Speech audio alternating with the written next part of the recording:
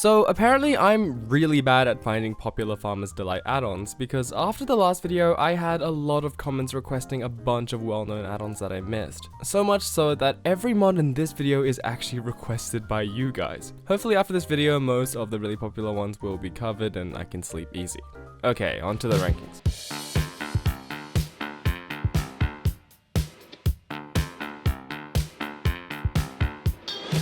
This was by far the most requested add-on from my last video. Dungeons Delight, in my opinion, kinda takes a different take on the Farmer's Delight system. In order to obtain most of the items from this add-on, you'll need to go out searching for dungeons and break the spawners until you have enough shards to make a monster cooking pot. Most of the items in this mod are locked behind this progression hurdle, using this pot in combination with the new mob drops, which can be obtained by killing hostile mobs with the new cleaver item. You're then able to make a plethora of new foods.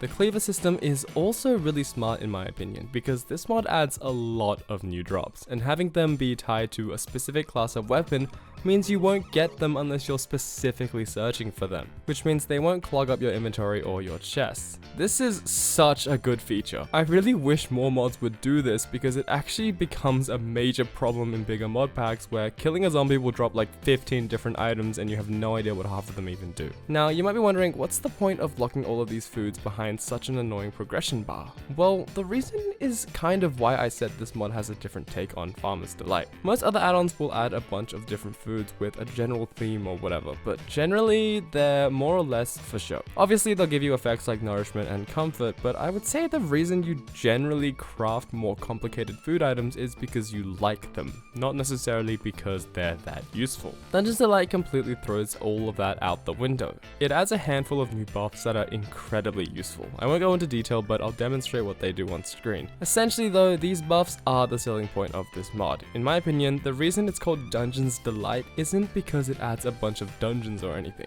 It's because it gives you the tools you'll need to raid dungeons in other mods, giving you effects that are completely centered around fighting large swarms of mobs. And because Farmer's Delight as a mod fits so well into exploration and progression based mod packs, this mod comes in so useful. Aside from that, the designs and uniqueness of all the foods this mod adds is nothing to gloss over either. It adds a whole bunch of exotic foods, and if you do like Farmer's Delight for the collection element, this mod won't disappoint you either. Its progression is polished and well thought out, the food items look amazing, and it introduces some amazing and fun effects.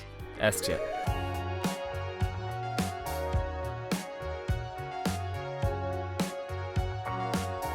I would say behind Dungeons Delight, this was probably the most requested add-on. Mainly because I covered Nether's Delight in the first video without realizing that it was discontinued and the new mod is called My Nether's Delight. This mod is basically just a better version of Nether's Delight. I mean, I guess you'd hope so. What I like about this mod is the originality of the food items. I guess to an extent the food it adds has to kind of be unique since, you know, hoglins and gas and stuff don't exist in real life, but still. I love the creative names and the connections the developer managed to make. My personal favorite is the Gaster. Something about it just tickles my brain in the right way, and I love how it looks when you place it down. This mod completely covers everything you'd ever want in terms of food in the Nether. All the mobs have their own respective dishes, and it really fills a niche like no other add-on. There's not that much more I can say because it's a pretty straightforward mod, but I would say for the uniqueness of the items and giving you a proper rewarding reason to go into the Nether aside from typical Minecraft progression, this mod deserves an A tier.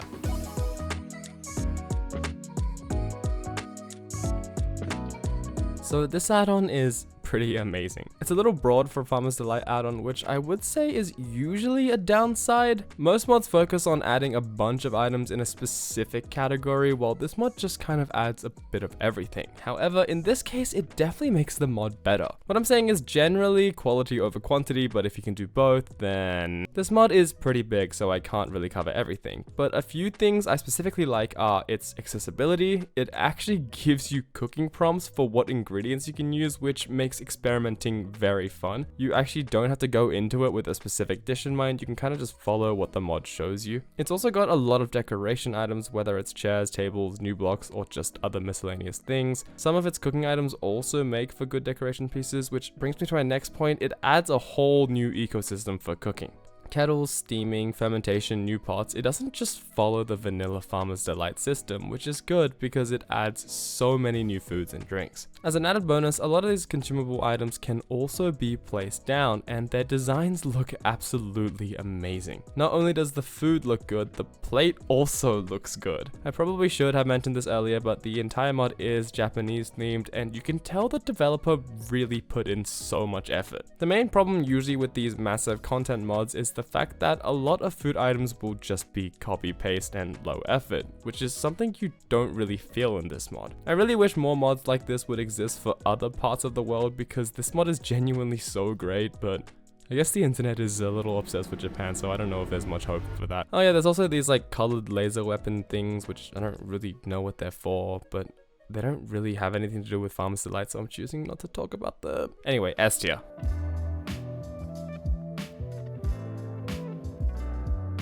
This mod focuses primarily on adding fermentation to Farmer's Delight, and in my opinion, it does a pretty good job. It uses a keg system which may look kind of overwhelming at first, but it's actually quite simple and intuitive once you get used to it. The main few things you really need to focus on are the ingredients, the liquid you're fermenting with, and then the temperature of the keg, which can be controlled using these two blocks. This mod is also kind enough to provide a recipe book built straight into the keg, which helps immensely because each recipe has a bunch of little nuances which can be really hard to remember. Having to constantly use JAI to check what temperature your keg needs to be at can get quite annoying. Once everything is in place, you'll get an indicator in the form of this arrow similar to a furnace. I found that the whole process takes around like 10 minutes. I wasn't timing, so don't quote me on that, but I like how it's a longer process. It makes the recipe feel more rewarding. This mod mainly focuses on drinks, which is nice because not a lot of Farmer's Delight add-ons actually focus on drinks like these. Usually you just have your coffees or teas.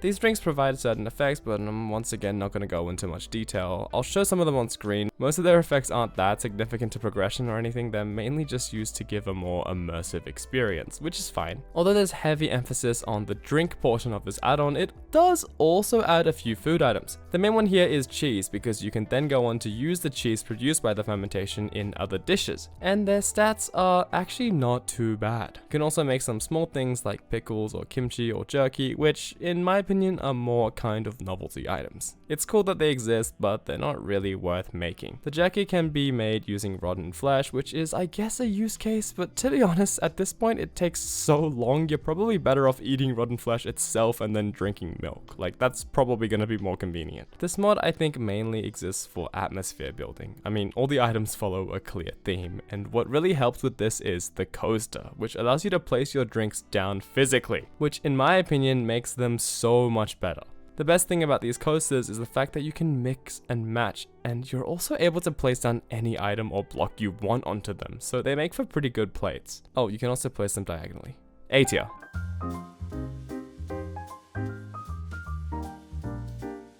So to be honest, I don't really know what to think about this mod. It kind of does a lot of different things. First of all, this mod also adds fermentation. It's nowhere near the level of nuance that the fermentation process in Broen and Chewin is, but it's alright. I do however like how this mod adds other recipes to existing items through this process, especially the slime block. You have no idea how many times I've needed slime, but I just couldn't find any. The fermentation in this mod focuses basically exclusively on food. There are some drinks, but they're not that significant. Once again, you're able to make cheese, which then goes on to make a whole bunch of new food items. I guess cheese is just really versatile, so a lot of add-ons follow this same scaffold. The next feature this mod introduces is its decoration. Firstly, it adds salt. This item is also used in some of the mod's other recipes. It can be obtained both via production and finding it naturally around water bodies.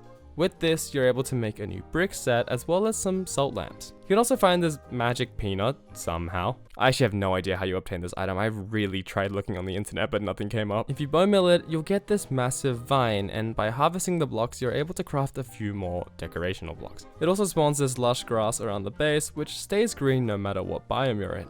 But to be honest though, I think it's a little too green for me. Oh, and it also adds vine nets, which I assumed work like safety nets. I was wrong. They don't. Finally, to top everything off, you have these new drinks and jars which give you effects. I would say nothing here is like incredibly significant apart from maybe resistance. You can get haste, but not haste 2, so it's not too helpful.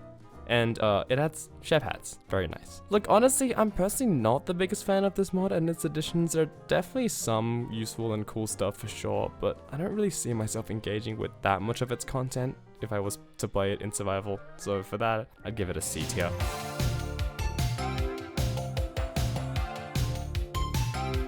This add-on focuses on adding food for hostile mobs, and not in the same way that Dungeons Delight does it. What I find cool about this mod is that it seems to somewhat specifically focus on mobs that don't drop anything that interesting. Mobs like silverfish, endermites, and phantoms. It also adds some decorational blocks, but they look interesting. This mod, in my opinion, is good for people who just want to add a bunch of new food items to the game. Because to tell you the truth, I don't actually think a lot of these items are super interesting per se. The gimmick for this mod is more just like, oh, I killed a mob and it dropped an unexpected item. What can I craft with it? This is accompanied by the fact that a lot of these food give effects, but don't tell you. So you really have to go out of your way to experiment and learn which consumables are worth crafting and which ones are just kind of mid. By now you've probably realized that I don't really like it when add-ons add a bunch of clutter, like a bunch of items that drop from mobs or around your world that aren't super useful, so they just kind of build up in your storage systems. I do think this mod is a little guilty of that. This is more of a personal thing. I know some people really like when mods add a lot of items because it makes the modded experience feel more, modded, but since it's my tier list, I'm gonna have to deduct some points. I would put this mod in the C tier.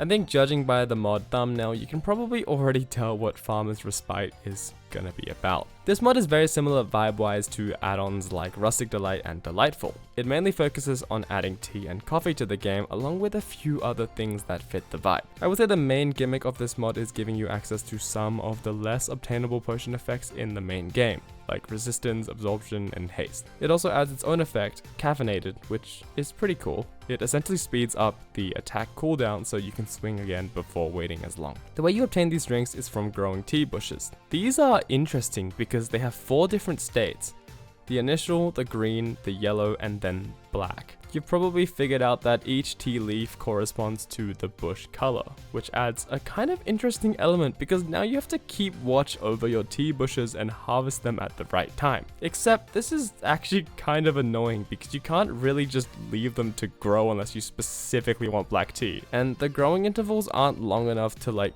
go do something else while you wait, so you do just kind of awkwardly have to wait. I will say they are quite generous with the amount of drink you're able to make per tea leaf, which is always nice. My consensus is that if you're looking for something more simple and easily comprehensible, this mod is good in your playthrough. The drinks are straightforward, and the mod is very self-explanatory. However, if you want a little more nuance, then I would recommend going for something like Delightful or Rustic Delight. C tier.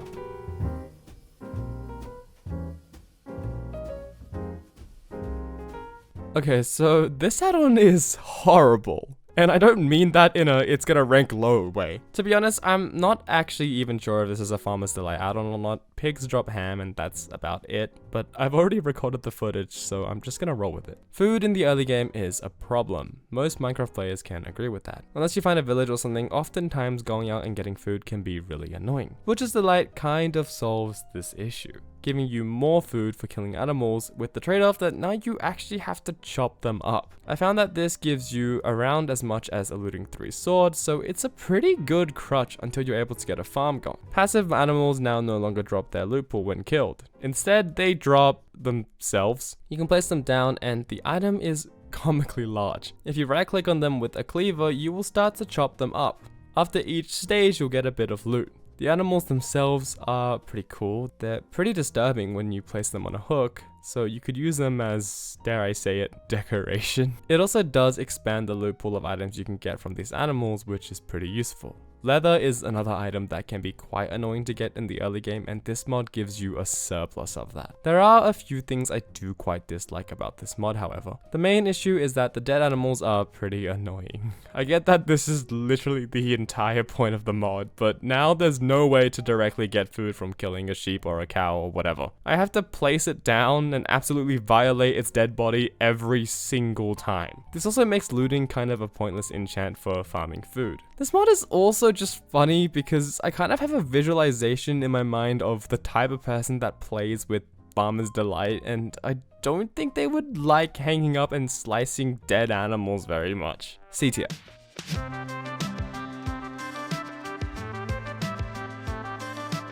So if I'm 100% honest, I am a little disappointed with this mod, which is probably a really misleading thing to say because I actually still like this mod. I'm a big fan of mods that let you do your own thing. Mods that add a bunch of blocks or items that require you to find a purpose. This is kind of why I'm such a big fan of the create mod, and also why some assembly required ranked so high in the first video. Cuisine Delight essentially allows you to cook your own food and dishes using the existing items in the game. And when I heard about this, I immediately felt the need to try it. This mod works by adding a new skillet into the game as well as a spatula and bowl, and that's technically it. All raw foods now have these new cooking statistics. Minimum and maximum cooking time are pretty self-explanatory. You basically just have to cook the food within that window. But the cool thing is the fact that you have to actually flip your food as well.